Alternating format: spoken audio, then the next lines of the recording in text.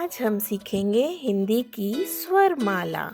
अ से अनार, आ से आम, इ से इमली, ई से ईख, उ से उल्लू, ऊ से ऊंट, री से ऋषि, ए से एड़ी, आई से ऐनक, ओ से ओखली, औ से औजार, अंग से अंगूर, आहा खाली।